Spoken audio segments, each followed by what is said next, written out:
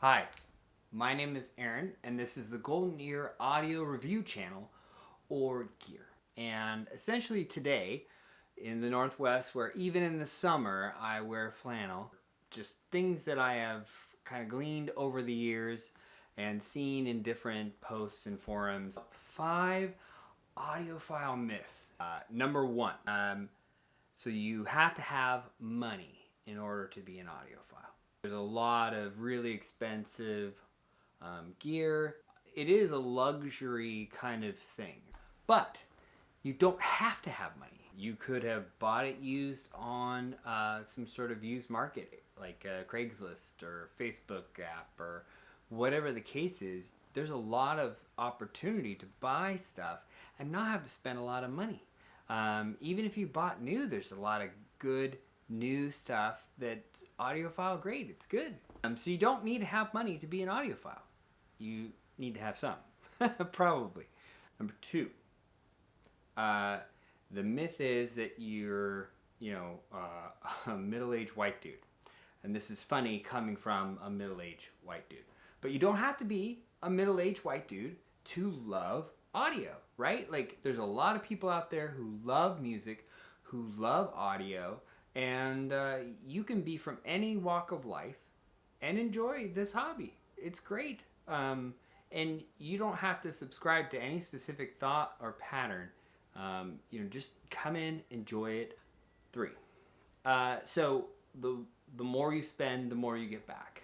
And this is where some of the idea of diminishing returns comes in.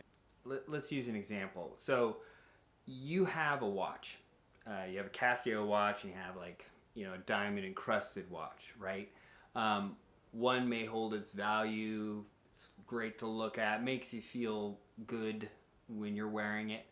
The $8 Casio watch, doesn't make you feel that way. But they both tell time. And, the Casio watch may have a bad battery. It may, not work as well. It may not last as long. But you get a $100 watch, and, the differences between the two really start to disappear in the sense that functionally, the $100 watch may actually do a lot more than the diamond encrusted watch, right?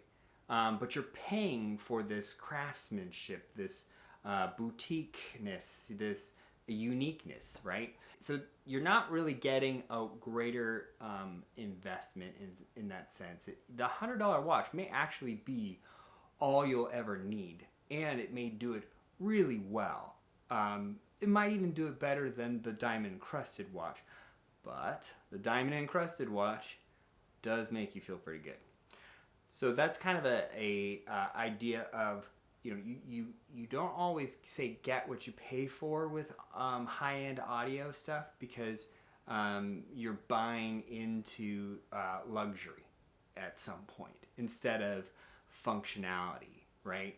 And I think it's hard to draw the line on where that goes, and a lot of people have a hard time, I think, drawing the line on that. But there certainly is this idea where you keep going up, but you're not really getting greater or better features, right? You're just getting prestige, and I don't know if I said that right. Prestige. Yeah. Anyways, so you're not getting prestige with the $100 watch, but it's working great. And you can get that same thing in audio. There's a lot of stuff out there that works really well. Some of it's about convenience, right? Like, you can get a Raspberry Pi for $100 and it can stream music really well. Or you can buy, a $500 streamer, and it works even better as far as being convenient and easy to set up. Or you could buy a $50,000 streamer, and you have to have the dealer come in and they'll set it up and do all that stuff. So there's levels there. There's some value, but whether it's worth it to go up those levels, it really depends on you. I've seen, high-end stereo preamps and stuff like that, and they have these huge chunky aluminum remotes, and the remote doesn't work very well. I mean, the preamp works great, but you know the remote doesn't. So there's like, you know, some basic things that you might get a $20 DVD player and the remote works like a champ for years, right? Number 4. So there's a objective versus subjective sort of clash that happens everywhere you go in the audiophile world, and that is there's this idea that it's only good or its only value is whether or not it can be proven to be better, and this is sort of the objective stance, right? Like it needs to be proven. It's like this like sort of solid rock matter you can taste, touch, and feel it. You know that it is. And there's this sort of subjective side that says you may not be able to hear it, but that's different from my experience, and my experience says I can hear it and it sounds even better. Out of the two camps, I fall in the more like objective side of things, but there's some aspects to it, even from an objective standpoint, that you can understand. Whether something is good or not is a subjective term in general. And so when people spend lots of money on things, that's because they subjectively feel that that is good, right? And because it's an opinion, right? And an opinion can't be right or wrong or true or false because it's an opinion. You can have opinion versus fact, right? So the facts are over here, and if you only believe in facts, okay. And then if you only, if you're leaning towards, yeah, facts are important, but, you know, I need to have this experiential thing, that makes sense. We don't base all of our decision just based on science, right? Like, how does it make you feel? That's not a scientific question, right? It's how an emotional connection, right? And having pretty cables, can be that seems derogatory, but I mean that if you have stuff that looks nice, it can actually improve your psychological sort of state of mind in the moment, and maybe you have a better time listening to music. I mean, maybe it's totally worth the extra money for the enjoyment for those people who can afford to do that thing. Now, an objectivist may say, hey, I'm worried that these people, companies, manufacturers, are taking advantage of people who may not be electrical engineers and understand, X, Y, and Z about the science of how this would work, and really there is no difference. And that's a valid argument, right? Like, maybe people are being taken advantage of. They're, being fed confirmation bias, and so they do stuff. But it doesn't mean that there's no value, right? They do usually use more expensive stuff, but there are lots of companies out there that don't actually do what they're saying they're doing, right? They just allow you to feel that. And that can be predatory, right? Anyways, so the myth here is that there's an answer in this, right? Because there's, on the one hand, yes, there might be predatory practices that are happening. You probably find that in a lot of different areas.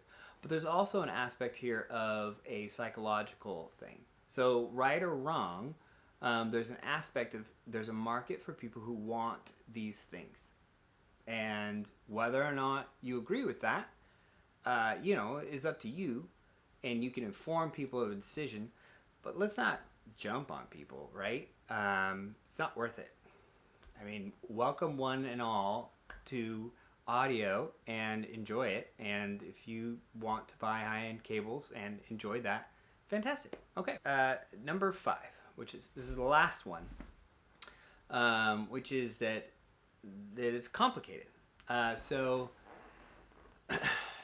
every hobby that you get into can be complicated when you first start out. I mean, for instance, cameras and creating a video. I mean, you got software, you got hardware, you got what are even my needs? How do I even do this? What do these specs mean? What's the best thing? And then you got to watch some YouTube videos and go, oh, I need this additional hardware and this thing and the computer, and it's a complicated. It's a lot of stuff all going into one. I'm a techie guy, and when I first got into cameras and stuff, I mean, it took a while. My brain hurt just wrapping my mind around all the various things that are happening, and I still don't know that much about it. I will say that I don't think that the audio hobby is any more complicated than any other hobby that you might pick up. Honestly, there's so many new facets of any new hobby that you don't know anything about. And the cool thing is if you love like music, you'll know when it's working because you'll be enjoying it. And that's the important part, right? Like, it may seem complicated because you feel like you're supposed to get this answer. And the real thing is that are you enjoying it? Are you having a good time? Do you like listening to the music? Then you've achieved what you're setting out to do. There are ways to make it even better. There are ways that you could potentially enjoy it even more. But, you know, like, if your goal is to enjoy this new hobby, it's not that complicated. It takes a little bit of watching some videos, look at some articles, and you get there. So those are my 5 audio myths slash, I guess, talking points, things I want to get off my chest.